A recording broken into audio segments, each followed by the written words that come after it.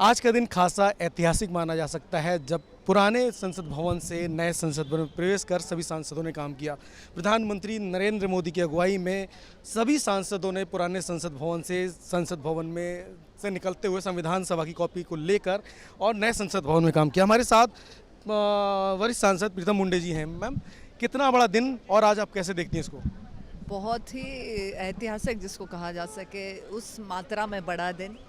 आज महाराष्ट्र से होने के कारण गणेशोत्सव की भी शुरुआत महाराष्ट्र में होती है और विघ्नहर्ता गणेश जी को हम किसी भी शुभ कार्य के पहले उनको वंदन करके काम की शुरुआत करते हैं। तो आज इस अवसर पे नए संसद में जाके उसके कामकाज की शुरुआत करना ये निहायत ही दिल को बहुत खुशी और सुकून देने वाला, साथ ही साथ बहुत ही गौरवान्वित महसूस करवाने वाला पल था।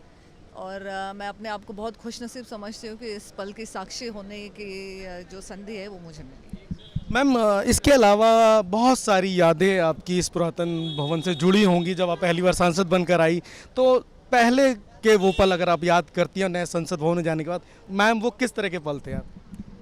पहले के संसद का अगर याद करूं तो मेरी तो शुरुआत करियर की वहाँ से हुई है, तो मेरे लिए बहुत इमोशनल मोमेंट है। और कहीं भी जैसे हम लोग घर भी बदलते हैं तो नए घर में जाते हैं तो पुराने घर को छोड़ने की भावना होती है। स्कूल ख़त्म करके कॉलेज में जाते हैं तो स्कूल को छोड़ने का दर्द होता है, पर कॉलेज में जाने की एक्साइटमेंट भी होती है। तो उसी प्रकार से एक आँख में खुशी के आंसू, दूसरे आँख में गम के आंसू, दोनों साथ है। पर सामने ही है ये इमारत, तो देखते रहेंगे उसको। देख देख के जितना काम पिछली संसद में करा उससे बढ़कर काम नई संसद में करने की कोशिश करेंगे। मैम, प्रधानमंत्री जी ने कहा है कि दोनों सदनों में लगभग 7,500 प्रतिनिधियों ने काम किया और महिलाओं की संख्या तकरीबन 600 के आसपास रही। लेकिन आज एक बड़ा दिन भी माना जा सकता है जब ऐसी चर्चाएं हैं कि महिला आरक्षण बिल, जिसकी बहुत लंबे समय से मांग चल रही थी और आप स्वयं महिला को प्रतिनिधित्व करती हैं, मातृशक्ति को प्रतिनिधित्व करती हैं, कितना बड़ा दिन इस लिहाज से भी?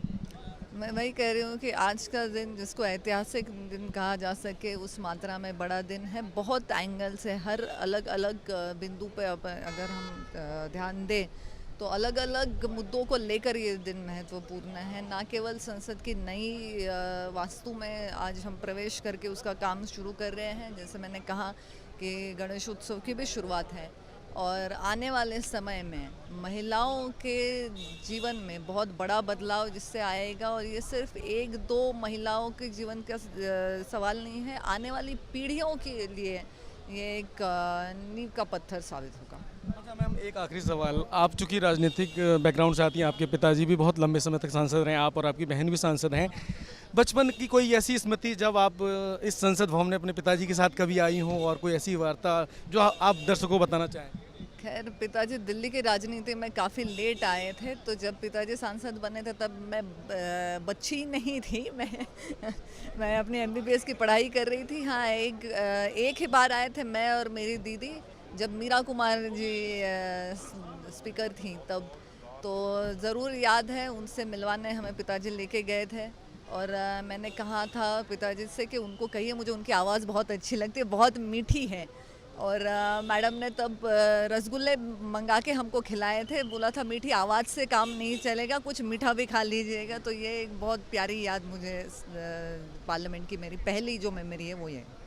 Thank you ma'am. तो ये थी प्रीतम मुंडे जी, जिनका साफ तौर पर मानना है कि बहुत सारी मेमोरीज उनके हृदय में हैं और चूँकि राजनीतिक परिवेश में पली बढ़ी, और जैसा उन्होंने इंसिडेंट बताया कि मीरा कुमारी जी से जब पहली मुलाकात थी तो वो मिठाई की मधुर यादें आज भी उनके जहन में ताज़ा है। और एक नए संकल्प के साथ, जिस तरह से प्रीतम जी ने बताया कि नए संकल्प के साथ जो मोदी जी का विजन है 2047 में नए भारत की ओर, विकसित भारत की ओर बढ़ने का, तो नए संकल्प, नई ऊर्जा और नए लक्ष्यों के साथ सभी सांसदों ने आज नए संसद भवन में प्रवेश किया है। और आने वाले समय में जो भारत की तस्वीर है अब नए संसद भवन से नई दिशा और नई ऊर्जा के साथ आगे बढ़ेगी।